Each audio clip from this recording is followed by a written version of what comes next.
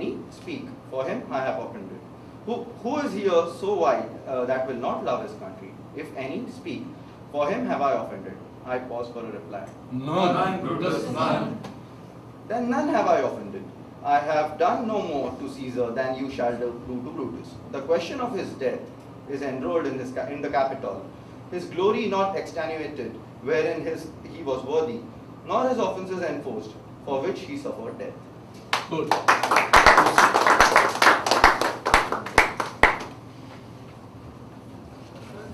You have a talent to speak clearly at a very fast pace, but at the same time develop a talent to control the pace wherever necessary. Yes. Be patient till the last. Romans, countrymen and lovers, hear me for my cause and be silent that you may hear. Believe me for my honor and have respect to mine honor that you may believe. Censure me in your wisdom and awake your senses that you may the better judge. If there be any in this assembly, any dear friend of Caesar's, to him I say, Brutus's love to Caesar was no less than his. If then that friend demand why Brutus rose against Caesar, this is my answer. Not that I loved Caesar less, but I loved Rome more. Had you rather Caesar were living and die all slaves, than that Caesar were dead to live all free men? As Caesar loved me, I weep for him. As he was fortunate, I rejoice at it. As he was valiant, I honor him. But as he was ambitious, I slew him. There is tears for his love, joy for his fortune, honor for his valor, and death for his ambition. Who is here so base that would be a bondman? If any, speak, for him have I offended. Who is here so rude that would not be a Roman? If any, speak, for him have I offended.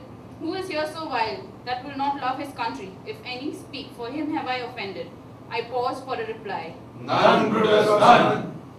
Then none have I offended. I have done no more to Caesar than you shall do to Brutus. The question of his death is enrolled in the Capitol. His glory not extenuated, wherein he was worthy, nor his offences enforced, for which he suffered death. Good. You look back till today, you find out which was your best negotiation. Find out which was your best negotiation ever with a colleague, with a friend, with your bosses or whatever. Maybe with your professor or anywhere, wherever you think, or with your father, with anyone. Which was your best negotiation and what were the lessons which you learned? At the same time, which was the worst negotiation and what lessons you learned? So this will be the presentation. Each one of you will do 3 to 4 minutes. Minimum 3 minutes, maximum 4 or up to 5 minutes. Yeah. Feel very relaxed, speak sentences, take a pause, construct the next sentence. The benefit will be, if we can take away, if we remember whatever you have said, if I remember, if others remember, so I think that will be the takeaway and that should be the objective. So you will achieve your objective by speaking clearly, articulation, by modulating, bringing in variance in pace, pause, pitch, emphasis on the keyword, and by constructing the sentences, speaking sentences. Now since you have time, at the back of your mind you will be thinking what was my best negotiation and what was not so good. At the same time, if you had learnt lessons, right. Otherwise, try to think what were the lessons that could be learned from this. Okay? Till we meet. Very good afternoon, everyone. My name is Kakri and I'm from Arunachal Pradesh. Well, the two instances that I have to speak, which is not very much negotiation, I would say, but still, those were the only two instances that came to me. So the first would be about a good one or a bad one. It's up to you to decide. When I was in my class 9th, just to let you know that before class 9, I was really poor with my studies. So my father and my mom, they were very tense about my academics. So my dad once came to me in the evening and he spoke to me saying that beta, you have been scoring very less, and I don't know what's the reason. But if you score good in your class 10th, or even if you manage crossing 60%, I'll try and send you to Delhi. And I was very excited about it. I was like, yes, yes, Papa, I'll try my best. And then after that, the entire year I prepared. I prepared from whatever I could actually, because for me concentration was actually a big deal at that time. I worked hard and I took up 2-3 tuitions for maths, science and different subjects. And then finally, when the results came, I scored somewhere around like 70-72%. That was a very average mark, but for me it was still an achievement. My dad and mom, they were very pleased. Then what happened, my parents were actually concerned because my father said that he would send me to Delhi, but the scenario was such that because of some problem, he didn't want it to send me to Delhi. He started saying that, beta, in college anyways you have to go out, so why don't you do one thing, why don't you spend 2 years with us and then you move out? I started saying that, Dad, you told me this and because of that I studied so hard, now I got this and I've already seen so much, I mean I've already dreamed about it so much, so you have to send me, please, Dad. And I know, I mean, being a man like you, I mean, if you give us a word, I know you won't take it back. I started using everything that I could. I started blackmailing emotionally to my dad. And then my dad, despite all the financial trouble, despite all the problem, he arranged somehow and he managed sending me to Delhi. After 2 years, my dad expired. So then now sometime when I feel, then when I look back and I reflect on whatever had happened, I think that probably I should have stayed back. 2 years with my family wasn't actually so bad, which I missed. There is one negotiation that I actually negotiated with my parents. The other negotiation was, it's a completely different mode of emotion. I was in class 11th and we went to Nainital for a school trip. In Nainital, I was looking, we were given some 2 hours to look around in the shop because Nainital, the entire place is like around the lake and you don't actually have to go exploring very high. It's like you find everything there. So I started looking around for something, since I didn't have so much of money, with whatever amount I was allotted, I wanted to buy something which is nice, which would be a nice souvenir that I can buy from there and I can gift it to my mom or dad. I started looking for something. Then I started inquiring and then I realized that in Nainital candles were very famous. So I went to one shop, they had very beautiful candles on display outside. I went inside and I was in a group, and when people are in a group, they have a very strong voice and they can actually suppress the voice of the shopkeeper. So we started negotiating really hard there. And since we were buying so many candles, every students were buying candles. So we negotiated and we brought down the rate very less actually. The candles that were priced, let's say 250, 300, we brought it down to 50, 60 like that. And the shopkeeper was very sad, but still he packed it, he gave it to us. Later, when we reached our hostel, we left Nainital, we reached Delhi. In the hostel we opened, many of the candles were already broken and some of the candles were cracked. I'm not sure whether it got cracked in the journey or he packed the foul pieces and gave it to us. So there was one negotiation that we regretted on. We thought that perhaps we shouldn't have negotiated and gave them a better price and probably would have gotten the better quality. That's all. Thank you. What's the time? 4 minutes. Give him a very good hand. I think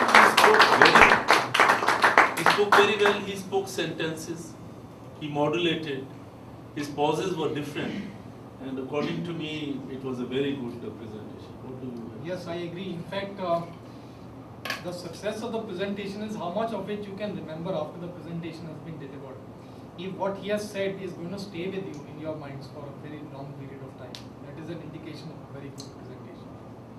Now here I would like to comment that on your second negotiation, I don't agree with you on what lesson you have learned. You have mentioned you have learned probably you shouldn't have negotiated.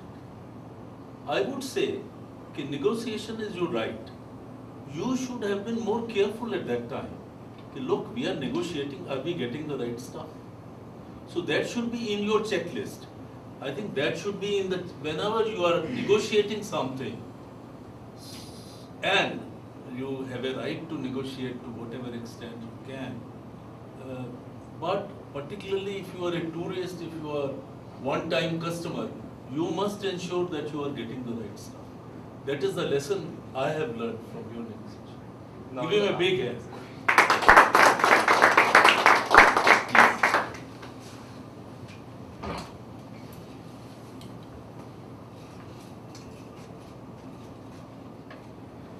Good afternoon, everybody. I haven't done a lot of negotiation in my life, but then I do remember twice that I had to, and it did benefit me and it did benefit somebody else also in the process. So the first negotiation that I did was with a person who came to buy my first bike. The first scooter that I was bought was by my father, and he bought it because I was underage and I needed to go to tuitions, and for that reason, so he gave me a gearless bike.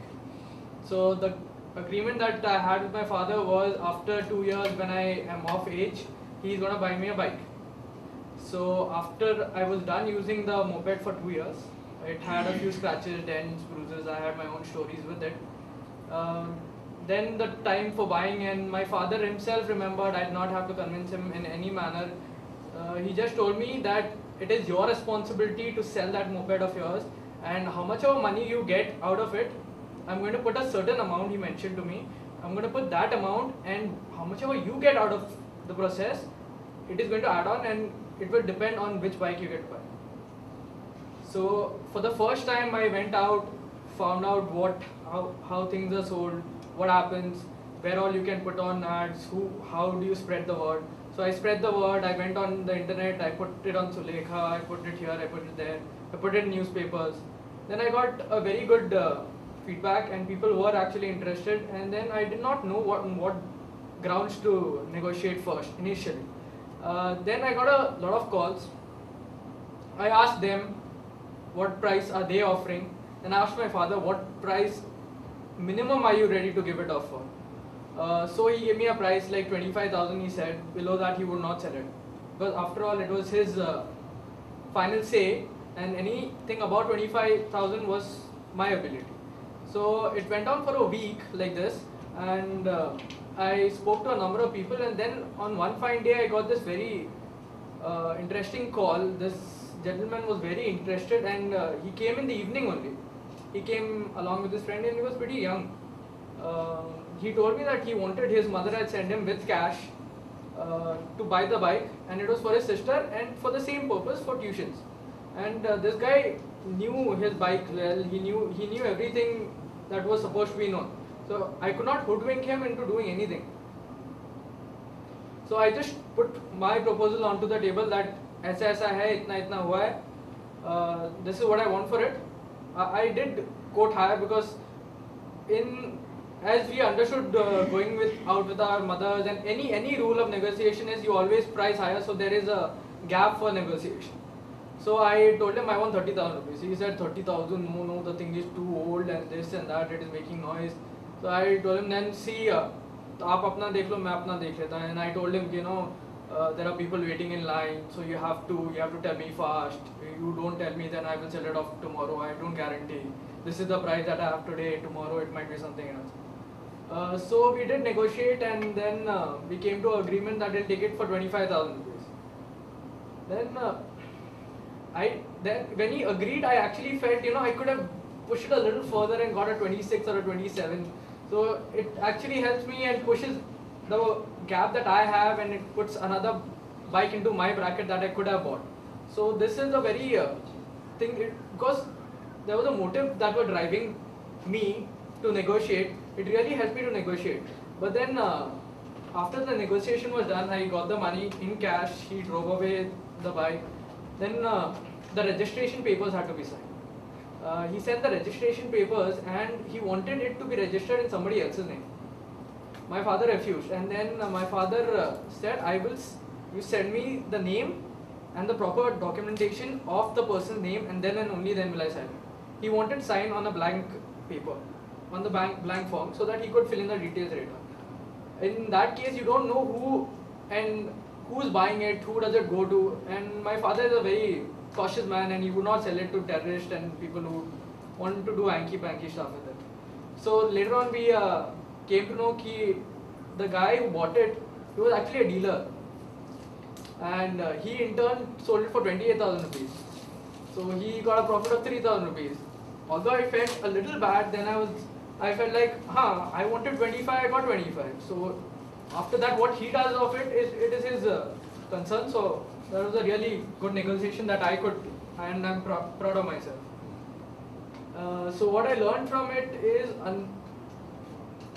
in a negotiation scenario, the person who's giving and the person who's taking both have certain criteria behind it, and both have a limit to which they will stretch. So I had my limits, he had his limits, and there is a mutual agreement that we have to come to, and that is what negotiation is. That is what I learned from it. I wouldn't say it is a failure, but then I was a little hesitant in the second negotiation around. My mother sent me to the fish market, and I had to buy fish from the fish market. And as all of us know, the fisherwomen over there are very shrewd, and they are very rude. So you have to be very, very cautious to negotiate with them. You step out of the line, and they will literally throw the fish on your face. So I just walked through the fish market first to see what is there, what is not there. Then there was a lady who was familiar. She had seen me with my mother. She asked me, "Where's your mother? How is she? She's not well. You have come. What do you want?" So I told her, "I want this, but I'll pay only this price." She was like, "See, Baba, you won't get it this price. You have to, now there is, boat should not go out. You have to buy it at this. No matter where you ask, they will give you the same price." I got so convinced with her, and I was so scared that if I ask for a higher price, that she is going to abuse me in front of everybody. So I just paid her the dues that I was supposed to bear, and I took the fish and I went. And me not knowing properly what exactly is the quality of fish and all, as soon as I took it home, my mother was like, "Arey, this ye to 2-3 din purana lagta hai. And then the price that you paid is also higher." Then I told my mom, "Mama, the place that you go to only I went to. So it is not my fault, you take it up with her later." So this is my second negotiation. It was not exactly a failure, but then it was hesitation on my part. So this is it. And the message it sent to you? The message it sent to me was, when you go out, you have to be very confident, and you have to have your motives correct. Then and only then can you have a good deal. Give him a big hand.